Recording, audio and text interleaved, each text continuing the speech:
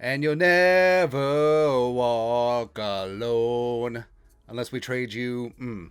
Trade deadline is today, baby. 4 p.m. Eastern time, 3 p.m. Central time, the real time zone, by the way. And, of course, the Vikings, after completely poopy pantsing the bed against the Dallas Cowboys on Sunday Night Football, could be sellers. Could be sellers at the trade deadline as opposed to being buyers. And if we want to get nuts, let's get nuts. Because if the Zimmer regime is over, and pending on Spielman, I think that he does stay in power. But there could be some changes.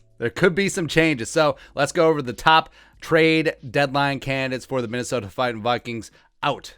OWT out as opposed to coming in. First up, do we want to get nuts early?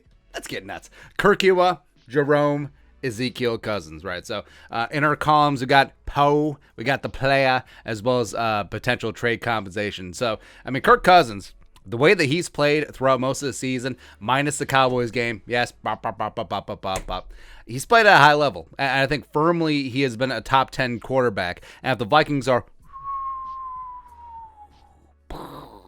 a bunch of playoff caliber teams could see Kirk be like, hey, if we add him to our mix, we could get things going. Look at the Browns with Stefanski, minus the injured/bad Baker Mayfield. Look at the Saints with Jameis is gone. Trevor Siemian, they're waiting on their stupid fullback comeback. Is Ian Book going to be that guy? Nah. Probably not. But it'd feel dirty to do business with the Saints. It really would. But Cousins is 33. He's under contract for one more season, and his 2021 cap it for his new team prorated would only be $12.35 million. So he's relatively, you could do it. Now he does have $35 million fully guaranteed next season, but that's neither here nor there. But whatever. And the Vikings would have to carry about $20 million in dead cap.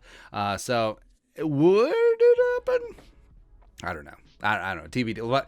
This is a nuclear option. Like, if you do trade Kirk Cousins, you are clearly signaling that it is over. The season is done, and you're going to play Kellen Mond, give him a long-term audition, kind of like how the Eagles did with Jalen Hurts last season and to a degree this year. But other than that, I don't know. I don't know. Like, obviously, Kirk Cousins isn't going to be the guy 2-3 years from now, but it just seems a lot. Next up, running back Dalvin Cook. Woo! Coming in hot. Because if you're going to blow it up. Hell, Dalvin could wear number 4 this year if he's on a new team. But he does have a very edible contract given his low base salary this season. And if you look at teams like the Ravens, who have had a gong show at running back, they have Latavius Murray, Devontae Freeman, and Le'Veon Bell. Could you imagine Dalvin, if he could stay healthy with Lamar Jackson? Oh, baby. Plus, since the trade deadline's Tuesday, the Vikings would have to play Dalvin on Sunday, which would just be, that would be such poetic. I mean, the Vikings are a Greek tragedy as it is, and this would just be the quintessential Vikings trade. You trade your superstar running back to a team that you play on Sunday, and then he runs for 200 on you, and he stays healthy, which would just be amazing. But also, could you imagine the Bills? Could you imagine the Bills and Daboll and Josh Allen and Stephon Diggs with Dalvin Cook back there as opposed to Moss and Singletary? Come on, man. Come on. Next up, who do we have next? I forgot who I listed, so this is kind of fun for me too. Woo. Oh, linebacker Anthony Barr. Where Barr back from that knee injury. He looked pretty good in the Dallas game, minus that Zeke third down. I mean, minus the 3rd and 11. 55 looked pretty fine. And the new team with his restructured deal would only take on $588,000 in dead cap. So, I mean, if a team comes in, makes an offer, I think that Nick Candlelight Vigil played well in his stead when Barr was out early in the season, as well as I want a good long look at Blake Lynch, at Troy Dye, at Chaz Surratt, at Ryan Connolly. So, yeah, if a team came in, offered a 4th for the captain, yeah, I'd do it. Because especially if and when Zimmer's fired, I don't see Anthony Barr sticking around for the Vikings long term. Next up, running back Alexander Mattison. Now, I like Mattison a lot, but if the Vikings stick with Dalvin and also love me some Kene Nwangu as well, if a team comes in and offers a 3rd for Mattison, who's shown that he can be that guy in standalone value when Dalvin was out those 2 games, yes, Yes, I would do it. And he showed that he can be that real dude. He's on his rookie deal, and teams like we listed before. You think the Ravens would love Alexander Mattison? You think the Bills would love Alexander Mattison? Absolutely. Absolutely they would. Next up, who do we have next? Ooh, Xavier Woods. If a team came in and offered a 4th-round pick for Xavier Woods, he of the 2 turnovers versus the old team fame, I would consider it. I mean, hell, did the Cowboys want Xavier Woods back? That'd be kind of awkward, whatever. But he's on a 1-year deal, and if he's not going to be part of the long-term plan here with Minnesota, I mean, get what you can, especially striking like when the iron's hot. That was probably Xavier Woods' best game as a professional right before the trade deadline. And the Bucs have had some issues in the secondary. Pairing up Xavier Woods with Antoine Winfield Jr., woo! Love it, man. Would love it. Next up, who do we have next? I actually did forget who we listed. Oh, so Bradbury. I don't think anyone's going to give up a plug nickel for Garrett Bradbury, but, I mean, he's a first-round pick. I mean, so many teams pick up former first-round players that haven't worked out with their original team, and it's like, Mom, I can change him. Maybe a team will scoop him up, and maybe they will see Bradbury as a utility backup, maybe as a Brett Jones type player, maybe as a Mason Cole type player, but this would open things up. Hey, Wyatt Davis at center one time? Although, they would probably play Mason Cole.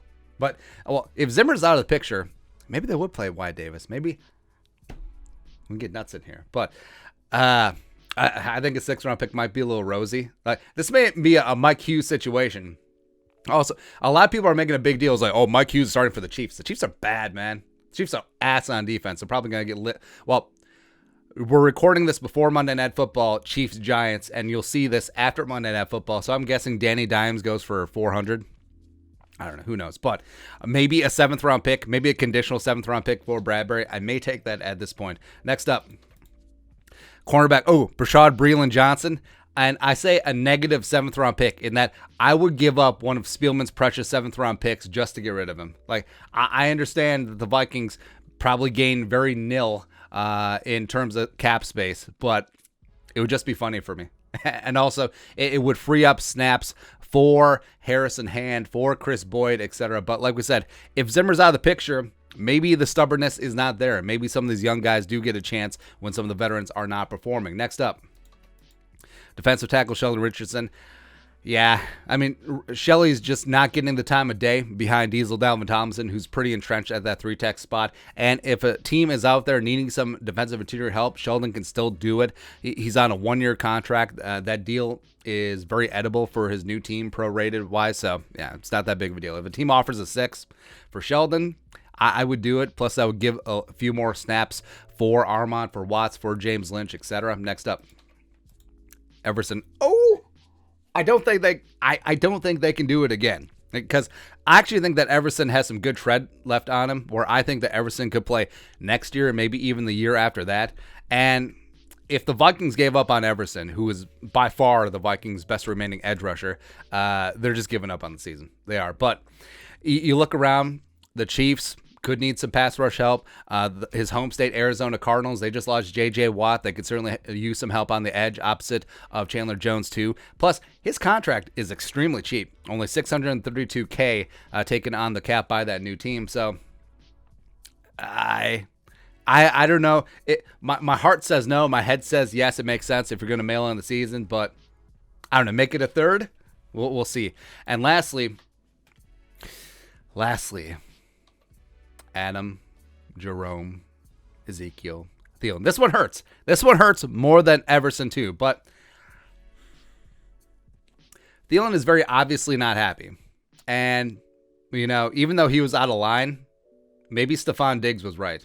And, of course, Diggs and Thielen are BFFs. And maybe Thielen is starting to see what Stephon was getting at when he forced his way out of town. Because from his post-game comments, it was clear that he's frustrated with the coaching staff, with this offense, and his agent Blake Barrett is also making noise as well. So I wouldn't be shocked if right now, before the trade deadline, Blake is working the phones. Like, he's trying to do what's best for his clients. He represents like half the friggin' Vikings team. So, I don't know, man. Like, Thielen's 31. Does he want to be part of a rebuild, even though he's a Minnesota boy through and through? I don't know. I mean, obviously he's pissed, but You look around the league, the Ravens obviously could use Thielen and were potentially tied to him in an offseason trade. What about the Chiefs? What about the Saints? That would be dirty to trade him to the Saints. That would be rough. But only $647K this year because of his restructured deal. He has a very low base salary, so I need a first and a fourth. Like I understand that a 31-year-old wide receiver isn't going to command a ton out there, plus compared to the Julio Jones deal, but man, that one hurts. So again, from a business standpoint, I understand all of these, and of course, everyone does have a price.